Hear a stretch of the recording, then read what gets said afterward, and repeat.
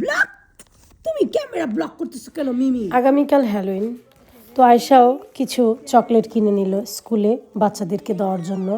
সবাই প্রতিযোগিতা লেগেছে কে কত চকলেট নিয়ে আসতে পারে।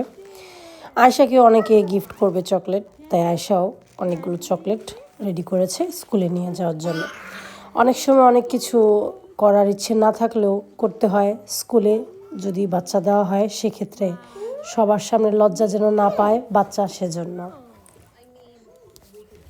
তো আমি জাস্ট একটু প্যাকেটগুলো খুলে চেক করছিলাম আর আয়শাকেও দেখাচ্ছিলাম চকলেটগুলো যে কেমন। সে অনেক এক্সাইটেড এবং ওগুলো বলছিল আমাকে খুলে দাও, আমি খাবো।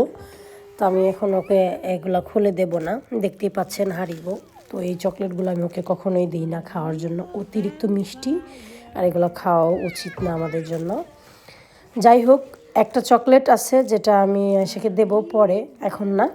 তো আপনাদের সঙ্গে একটু শেয়ার করতে চলে আসলাম যে হ্যালোইন উপলক্ষে চকলেটের প্যাকেটগুলো কিভাবে ডেকোরেশন করেছে আকর্ষণ লাগানোর জন্য। আরও কিছু প্যাকেট ছিল বিভিন্ন ধরনের অদ্ভুত টাইপের, চোখের আকৃতি, জিহ্বার আকৃতি। তো সেগুলো আসলে আমি নিয়ে ইচ্ছে করেই, একটু দেখতে খারাপ লাগে। তো এই চকলেটগুলোই আমি দেব চিন্তা করেছি। ইতালিতে যখনই কোনো ফেস্টিভ্যাল উদযাপন করা হয় আমার কেন জানি খুব বেশি বাংলাদেশের কথা মনে পড়ে।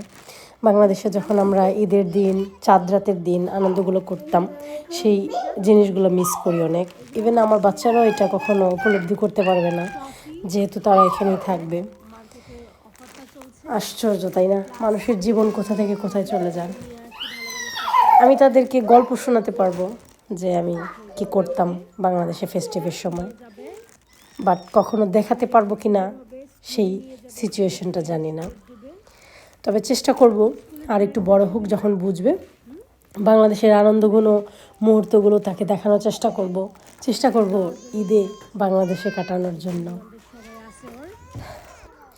আমি যখন এই ভিডিওটা মেক করছি আমার কেন জানি মনে হচ্ছে বাংলাদেশে চলে যাই, এমন একটা ফিল হচ্ছে যে আমার শরীরটা এখানে বাট আমার মনটা বাংলাদেশে পড়ে আছে। অনেক দিন হয়ে গেছে তো এখন আর ভালো লাগে না। নতুন নতুন যখন ইতালি আসছিলাম তখন মনে হতো যে খুবই ভালো লাগছিল, হ্যাঁ ভালো লাগে, একা থাকতে পারবো। বাট এখন অনেক বেশি ফিল করি, যতই বাংলাদেশের অবস্থা খারাপ হোক না কেন তারপরেও মনে হয় যে আত্মীয় স্বজন তো সব ওখানেই আছে, আনন্দটা তো সব ওখানে, সুখটা বুঝি সবই ওখানে। এখানে তো শুধু লাইফের সিকিউরিটি আছে। অনেক সময় বলে না যে ডেঞ্জার জোনে থেকেও মনে হয় যে অনেক হ্যাপি আছি, এরকম কিছুটা। বাংলাদেশে নিজের লাইফের কোনো সিকিউরিটি না থাকলেও কেন জানি মনের আনন্দর যে সিকিউরিটিটা সেটা ঠিকই থাকে। আনন্দ কখনো মিস হবে না বাংলাদেশে থাকলে। যাই হোক, ভিডিওটি যদি ভালো লেগে থাকে অবশ্যই কমেন্ট বক্সে জানাবেন। এই যে দেখুন আমার ভিডিওর মাঝখানে এই মিমি এসে বারবার ডিস্টার্ব করছিল। ও এখন প্রচুর দুষ্ট হয়েছে, দেখুন চোখগুলো কি কালার হচ্ছে, এক একবার এক এক রকম। প্রতিবার ভিডিও করার সময় ও এসে আমার ভিডিওর মাঝখানে ডিস্টার্ব করে, দুষ্ট হয়ে গেছে। আর আয়েশার সঙ্গে তো মারামারি করতেই থাকে।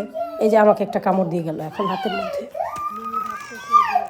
যাই হোক, সবাই ভালো থাকবেন, আল্লাহ হাফেজ।